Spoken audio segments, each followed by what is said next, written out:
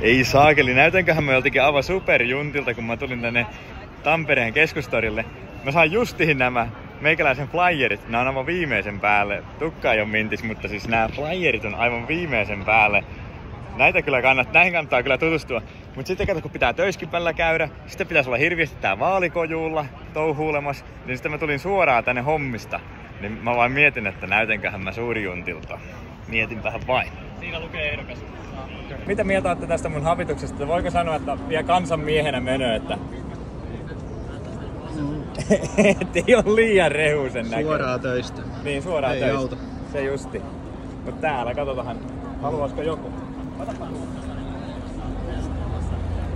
Tälleen se menee, yksi henkilö kerralla. 407. Tampere. Kyllä. Hei, mä voin samalla esitellä muuta, mitä tässä lukee. Tuodahan tolkku takaisin Tampereelle. 5 tolkun teesiä. Ensimmäisenä tolkkua talouteen. Ei holtittomia verorahojen haaskausta höpyhankkeisiin, vaan järkevää ja kestävää taloudenhoitoa tamperelaisten hyväksi. Pukukoppi ei voi maksaa 1,1 miljoonaa euroa. Niin Roosendaalissa. Sitten tarvitaan aitoa ruokaa. Vihreiden kouluruuan lihan puolitushanke on pysäytettävä lasten terveyden vuoksi. Sitä ne yrittää siellä valtuustossa ajaa. Ne on yrittänyt ja ne yrittää jatkoskin, me tiedetään se. Perussuomalaisten valtuustoaloite ultraprosessoiden kouluruuan korvaamisesta aidolla ja ravitsevalla lähiruualla. Se on saatava voimahan. Sitten yhteinen Tampereemme.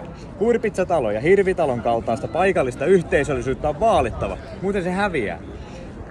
Kaunis ja perinteinen rakentaminen on tuotava takaisin ja etenkin Pispalassa, mikä on kulttuurihistoriallisesti arvokas rakennettu alue.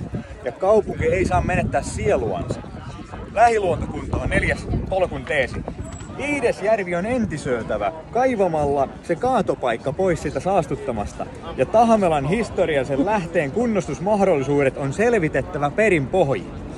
5. äänesi kuuluvi. Ei suljettuja ovia ja salaisia sopimuksia, vaan avointa päätöksentekoa, jossa tavallisen tamperelaisen ääni kuuluu. Yhteiset asiat on hoidettava yhteistyöllä yli puolueen rajojen. Mä en oo poliitikko, mä oon perinnerakentaja ja yrittäjä. Mutta mä en voi enää katsoa vierestä, kun terve järki, vastuu ja suomalainen arki ajetaan alahan. Ja nyt on aika laittaa yhdessä nämä hullutukset jäihin. Äänestä Hirvelän Juho kaupungin valtuustohon. Tuodahan tolkku takaisin. 407 Tampere. Kiitoksia. Täällä vain kun päivystellään, niin sitten pakosti tavoittaa ihmisiä. Jokaiseen kourahan, mihin saa lätkästyä tämän käteen.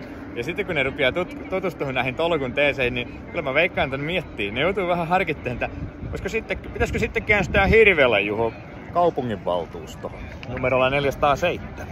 Siis kyllä tuota vaalityötä voi ihan hyvin tehdä raksavaatteekin päällä. Siis nimittäin mä olin tuolla äsken jakamassa noita flyereita. Ja sitten joku vanhempi nainen katsoo mua tälleen, että eikö sulla ollut puhtahia vaatteita ollenkaan. Sitten mä sanon silleen, että olis mulla varmaan kotona ollut, mutta kun mä tulin suoraan töistä, sitten sanoin, että mistä töistä?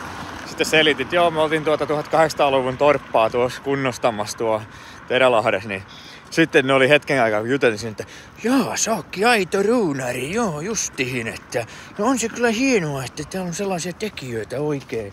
Niin kato, siinä on se, että tekemisen meininki tarvitaan myös sinne kunnallisvaltuustoon myös. Ei se pelkällä höpinällä, kyllä se tarvii tekemisen meininkiä.